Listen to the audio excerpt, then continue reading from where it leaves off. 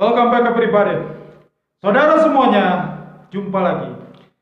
Video kali ini saudara, saya tegaskan lagi, saya ingin sekali tegaskan yang terakhir pada saudara semuanya, pemirsa di seluruh Indonesia. Ya, seluruh dunia juga. Bahwa kita bicara tentang cryptocurrency. Ya. Kita bicara yang punya kapitalisasi yang paling besar di dunia, yaitu Bitcoin. Yang pertama kali dan punya kapitalisasi besar adalah Bitcoin.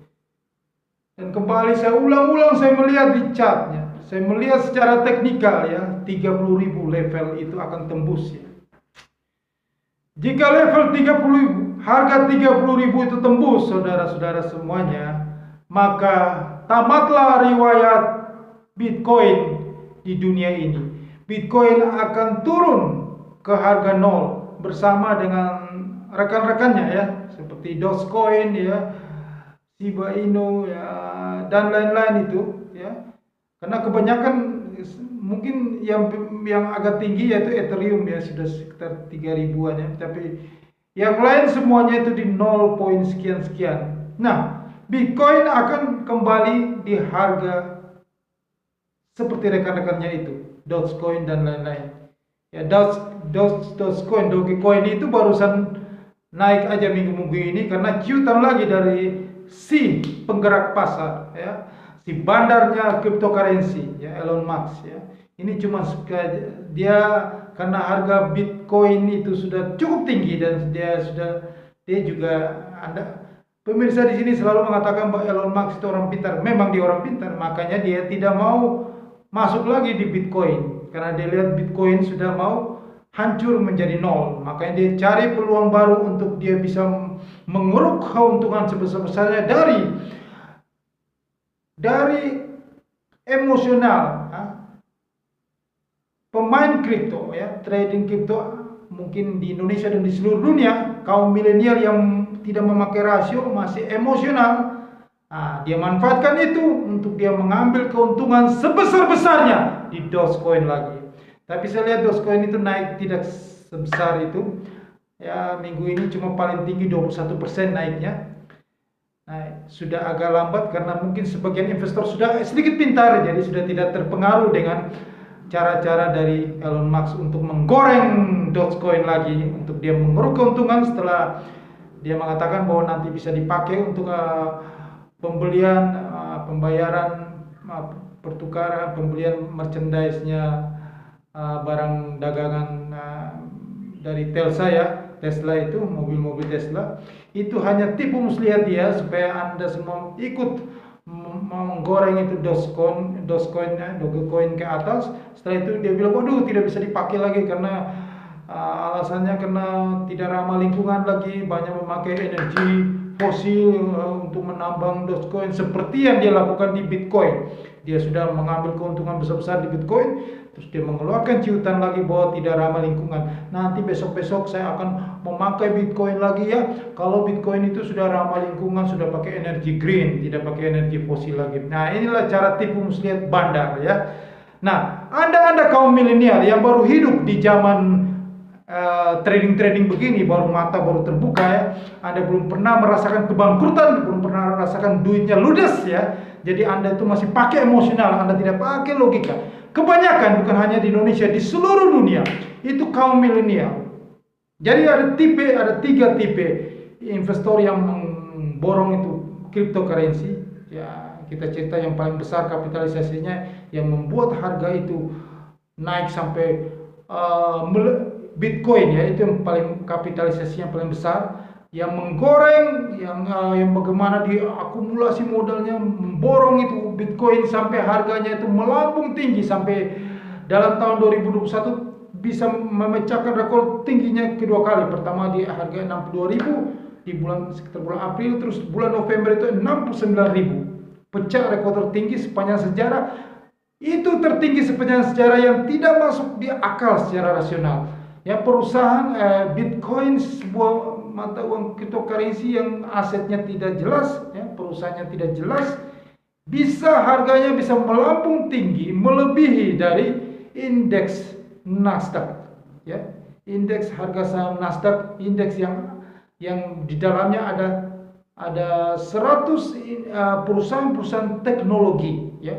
Ada Apple, ada Microsoft, ada IBM, ada perusahaan-perusahaan teknologi besar yang tergabung, yang harga sahamnya tergabung dalam 100 indeks Nasdaq itu, harga paling tertingginya 16.000. Itu sudah lama. Sedangkan Bitcoin ini bisa 69.000. Harga saham Apple, Anda bayangkan Apple, perusahaan Apple, ya, teknologi Apple dengan Bitcoin, mana yang lebih besar menurut Anda? Saya tanya sekarang. Ya jelas Anda pasti katakan Apple kan. Nah, Apple aja harga paling tinggi sahamnya mungkin 250-an US dollar. Ya, yang saya ingat ya 250, sekitar 200, level 250. Ini Bitcoin sudah 69.000. Nah, ini jelas-jelas supaya Anda tahu, saya kasih gambaran bagi Anda kaum milenial yang baru berangkat, ya, baru beranjak dewasa, jadi Anda belum tahu bagaimana cara bandar memakan orang, ya, memakan duit orang, ya. Anda belum tahu bagaimana itu cara money game, ya. Anda belum tahu bagaimana Bitcoin. Kalau saya mau kasih gambaran ke Anda, itu adalah money game model gaya baru, ya, yang dibangun dengan narasi bisnis yang masuk logika anak-anak zaman milenial tentang teknologi yang menurut Profesor Hubungan Internasional di universitas, salah satu universitas di Amerika, orang namanya Pakistan atau India, itu mengatakan bahwa Bitcoin akan tamat riwayat, ya. Dia tidak mengatakan, dia bilang dalam waktu dekat ini, tapi dia tidak mengatakan tahun berapa, tapi saya menegaskan bahwa tahun 2022 ini sudah tamat riwayat. Nah, dia mengatakan bahwa Bitcoin itu kenapa tamat riwayat? Karena fungsinya sebagai alat tukar itu tidak efisien, ya, memakan energinya cukup banyak, terus belum ada nilai gunanya sampai sekarang ini, ya, tidak berguna sampai sekarang untuk sebagai alat tukar, sampai sekarang ini belum ada manfaatnya, ya. Itu salah satu alasan dia bahwa Bitcoin akan tamat riwayat. Kalau saya bilang bukan alasan itu, memang tidak ada, ya. Alasan itu memang bandar sengaja menggoreng, ya, opini dan narasi yang dibuat, ya, yang membuat emosi anak-anak muda milenial ini, ya, yang ingin cepat kaya, dengan ketamakan keserakahannya itu dimanfaatkan dengan narasi-narasi bahwa ini adalah menjadi alat tukar di masa depan, sistem desentralisasi, ya. Ini narasi yang dibuat, sistemnya desentralisasi, jadi tidak terpusat, ya. Data-data itu tidak seperti satu perusahaan bisa datanya terpusat, jadi semua orang bisa tahu data kita. Ini datanya terdesentralisasi, jadi tidak pakai nama asli, ya, identitas asli, tidak perlu KTP segala macam, jadi orang tidak bisa mengetahui harta kita. Nah, inilah narasi yang dibuat dan membuat emosi anak-anak muda itu percaya bahwa ini adalah sesuatu yang paling aman, yang paling bagus. Nah, dibuatlah seperti kayak gitu, dan dibilang katanya mata uang yang berlaku US dollar atau mata uang lain di dunia itu adalah mata uang fiat, ya. Dia juga tidak mengerti apa itu kata fiat, tapi ikuti aja saran dari orang-orang yang mau menipu mereka. Mata uang fiat terus jadi itu selalu dicetak-cetak terus, jadi kan nantinya mata uangnya nilainya merosot, ya. Sedangkan mata uang cryptocurrency itu tidak dicetak dalam jumlah terbatas, ya jelas. Karena jumlahnya terbatas, tidak dicetak itu, makanya harganya bisa terbang tinggi. Itulah narasi yang dibuat, ya. Jadi ini adalah ekonomi narasi, ada bisnis narasi yang dibuat, dicuci otak, ya, sehingga orang itu percaya dengan emosinya, bukan pakai nalar, ya. Ya jelas, kalau memang di dalam jumlah terbatas itu membuat harga itu melambung tinggi karena permintaan yang cukup banyak, akhirnya harga naik tinggi. Coba itu dicetak dalam jumlah banyak, itu Bitcoin tidak mungkin naik sampai 69.000 harganya. Itulah permainan bagaimana bandar membuat situasi itu emosi orang, ya. Itulah money game. Ya, dulu juga ada money game, ya, itu di tahun 2012, 13, 14. Seingat saya itu. Waktu itu saya, karena tidak masuk akal di logika saya, karena saya juga dulu sebelumnya sudah ikuti money game juga, karena itu tidak masuk dalam logika saya, makanya saya tidak ikut, ya. Money game waktu itu yang cukup tersebar di seluruh dunia namanya Triple M, ya, apa namanya, MMM, nah seperti kayak gitu. dari Rusia atau dari mana MMM itu, saya lupa namanya, MMM Triple M itu pun begitu juga mengatakan bahwa tidak ini jadi antara member membayar member begitu terus, mengatakan ini mengalahkan sistem perbankan katanya. Jadi tidak perlu ada perbankan ya, saling antara manusia membantu manusia, itu bahasa Indonesianya, manusia membantu manusia. Jadi kita saling member membantu member baru, member lama membantu member baru, begitu. Seperti arisan, seperti begitu. Akhirnya kan ditipu juga, dicabut, di scam, semuanya kabur, duitnya ludes. Nah, model-modelnya seperti itu. Semakin tahun 2017 mulai muncullah yang namanya Bitcoin ya, mulai berkembang terus sampai sekarang. Itu juga semua dibungkus dengan sistem, dengan teknologi supaya mau menipu orang. Ya, ujung-ujungnya ya, mereka yang pertama kali namanya teori money game itu, yang pertama kali masuk itulah yang menang, yang terakhir masuk. Ya, seperti sekarang Anda yang beli di harga US dollar 42.000 ya, kalau di rupiah ke 500.000, 600.000 seperti saat ini. Nah, Anda itu yang sekarang ini, tipe Anda ini yang selalu dalam pikiran Anda bahwa waduh, Bitcoin nanti menjadi alat tukar masa depan ya. Anda dibumbui, direcoki ya, dengan narasi bahwa Bitcoin jadi alat tukar masa depan. Sekarang saya mau kasih tahu, itu sudah dibantahkan, sudah terpatahkan ya. China sudah melarang keras Bitcoin. Ya, Rusia, Iran, Vietnam ya.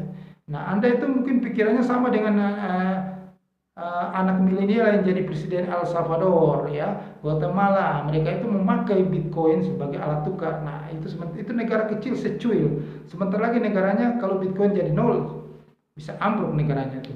Nah, seperti kayak gitu narasi yang dibuat itu sehingga percaya memakai emosi, bukan pakai nalar lagi. Nah, Anda harus percaya.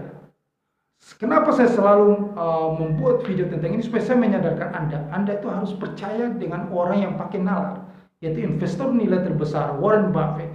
Tahun 2018 Warren Buffett sudah mengatakan bahwa Bitcoin, cryptocurrency dan kawan-kawannya itu adalah racun tikus kodrat. Dia bilang Bitcoin adalah racun tikus kodrat karena tidak ada underlying aset tapi harganya melambung tinggi. Itu sebenarnya senjata pemusnah. Ya, Anda harus percaya kepada dia. Warren Buffett 11 tahun, 11 tahun sudah jadi investor pertama kali, investor Coca-Cola, sampai usia 89 tahun saat ini. Ya, jadi apa yang dia katakan itu lebih benar, pasti benar punya. Dia sudah hidup puluhan tahun di dunia kayak begini. Sudah makan asam garam, manis, gula, garam, semuanya sudah dimakan. Nah, Anda ini kalau masih milenial, belum punya banyak pengalaman, Anda harus berguru, belajar dulu pada mereka. Baru Anda memutuskan, jangan ikut-ikutan gitu loh. Ada teman Anda bilang, waduh kalau nggak masuk Bitcoin kurang gaul, Anda ikut. Nah, setelah itu uang Anda itu, nanti lihat ya, Bitcoin ini saat ini harganya sudah 43, sudah tembus 40.000. Minggu yang lalu waktu turun-turun itu sudah 39.000 sudah kelihatan, terus naik ke 43.000. Itu tandanya apa? Nanti dibalik lagi tembus 40 menuju ke 39.000. Dan secara teknikal, kita bicara teknikal, kita ini sudah puluhan tahun bicara tentang teknikal ya. Saya katakan teknikal itu akan menuju ke 30.000. Harga yang pernah disentuh itu 30.000 itu naik, terus dibalik lagi 30.000 dan itu pasti tembus. Setelah tembus 30.000, harga nol itu kelihatan, saudara-saudara semuanya. Jadi Anda yang mumpung harga belum sampai ke sana, saya katakan kepada Anda investor yang tipe pertama yang selalu mengatakan bahwa Bitcoin adalah alat tukar masa depan, sebaiknya Anda berpikir ulang untuk Anda mengamankan nilai uang Anda. Anda harus cepat-cepat ya, Anda berpikir ya.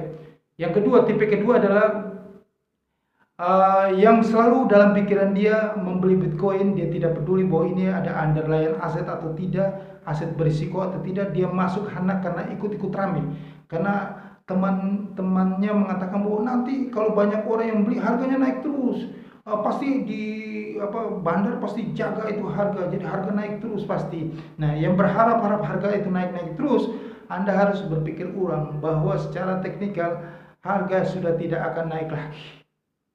Jangan Anda mimpi harga mau ke 62.000, 64.000, atau yang Anda selalu bermimpi ya 69.000 yang sudah mau. Itu adalah narasi yang dibuat. Bandar itu kalau dia mau keluar, saya kasih tahu ya, saya ini sudah pernah habis uang miliaran di saham. Ini sama aja dengan menggoreng-goreng saham. Itu tidak beda. Tapi ini lebih sadis lagi. Kalau saham itu tidak apa-apa. Digoreng-goreng-goreng-goreng, terus dibanting lagi harganya, masih ada perusahaannya, ada asetnya. Dan para pemegang saham tetap menjaga nilai perusahaannya. Satu waktu saham itu akan diangkat lagi. Tetapi Bitcoin ini, kalau bandar itu yang menggoreng-goreng harganya sampai ke atas ke 69.000, dia ngomong katanya mau pecah 70.000, ternyata disisain sedikit, 69.000, tinggal 1.000 aja dibanting ke bawah. Nah, itu berarti apa? Mereka sudah keluar. Saudara-saudaraku, jangan Anda berharap lagi, jangan Anda berdoa lagi. Tidak ada yang masuk untuk mengangkat harga Bitcoin lagi. Sudah keluar semua bandarnya. Kalau bandar itu masih ada di Bitcoin, harganya kembali lagi menuju ke 69.000. Ini harganya cenderung mau ke bawah, sudah keluar, sudah sepi, sudah stuck. Ya, pergerakannya sudah stuck. Saya kasih tahu ini jujur kepada Anda ini.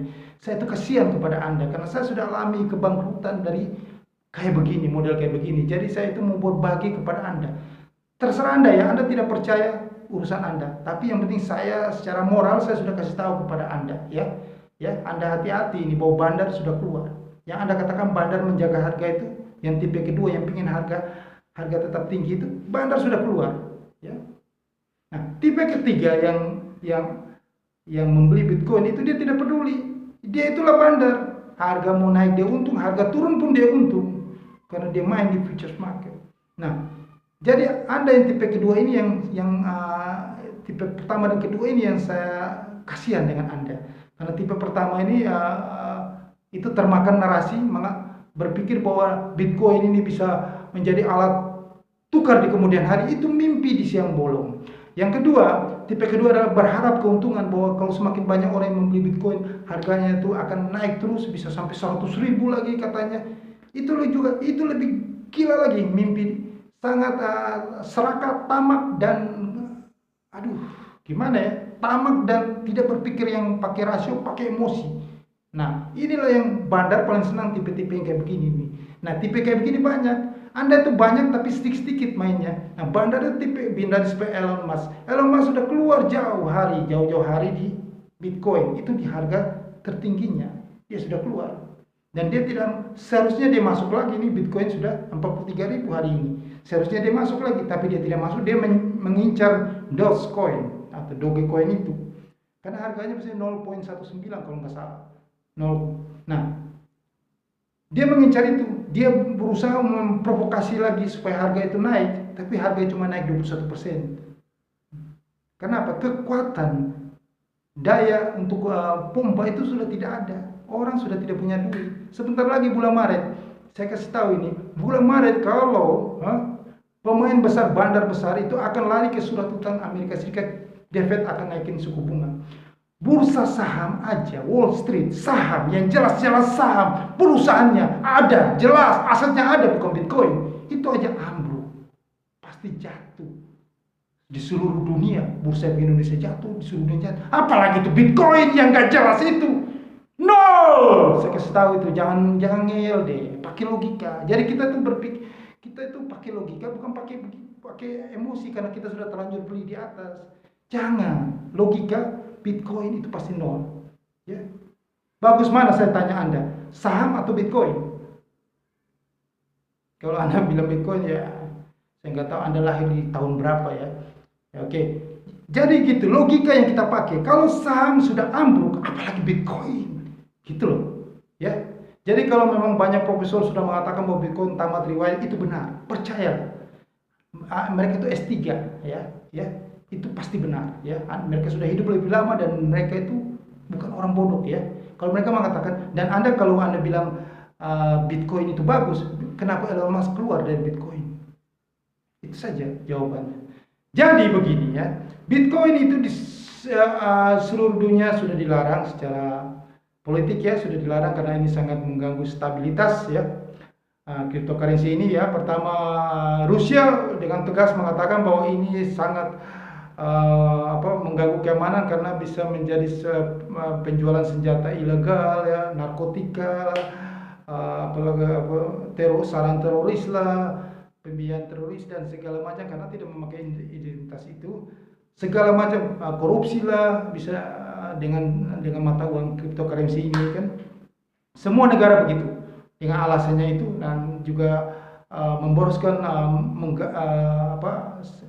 energi ya, menghabiskan banyak energi ya. Dan semua negara Rusia, Vietnam, China ya, Iran ya, Amerika itu karena banyak pengusaha yang ada di cryptocurrency. Jadi Amerika sebenarnya bank sentral, menteri keuangan, pemerintah itu tidak senang dengan adanya Bitcoin. Ya. Nah, tapi Amerika menjaga menjaga kredibilitas mereka. Jadi mereka tetap satu waktu Bitcoin akan habis pelan-pelan. Mereka juga sudah tahu. Jadi mereka tidak perlu merarang pun Bitcoin akan habis pelan-pelan. Karena mereka sudah siapkan mata uang kripto, ya. Negara punya untuk mengganti ini Bitcoin, ya.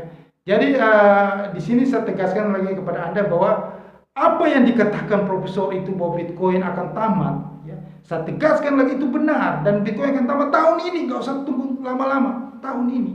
Dia mengatakan bahwa tidak akan lama lagi, sampai iya tahun 2022 setelah naikin suku bunga, The Fed naikin suku bunga itu pengaruh dampaknya. Bitcoin akan ambruk mungkin sampai dari Maret sampai akhir tahun 2022 Bitcoin akan menjadi nol. Dan kemungkinan Bitcoin itu masih lebih baik Ethereum, masih dipakai di NFT. Tapi Bitcoin tidak ada gunanya sama sekali, tidak efisien sama sekali. Dan harga Bitcoin akan tamat menjadi nol itu di tahun 2022 ini. Jadi Anda cepat-cepat keluar. Dan Anda yang masih baru belum masuk ke dunia kripto, jangan masuk, saya katakan. Oke, terima kasih atas perhatian Anda dalam video ini. Semoga video ini bermanfaat bagi Anda dan menjaga Anda jangan sampai Anda rugi. Supaya Anda tahu bahwa dunia money game sekarang ini itu semakin canggih. Bagaimana untuk memanipulasi emosi orang, ya, supaya orang itu masuk dan mereka mengkeruk keuntungannya sebesar-besarnya, mereka scam, ya. Apapun juga di dunia trading ya, mereka menggunakan nama robot dimanipulasi, dimanfaatkan untuk scam, ya. Nanti saya sudah jelasin di video-video saya sebelumnya, robot trading jangan percaya. Oke, itu sama aja, ya. Terima kasih atas video ini, atas perhatian Anda di video ini. Jangan lupa Anda subscribe channel YouTube ini, ya. Anda tekan lonceng ya, supaya dapatkan notifikasinya. Terima kasih, sukses untuk Anda.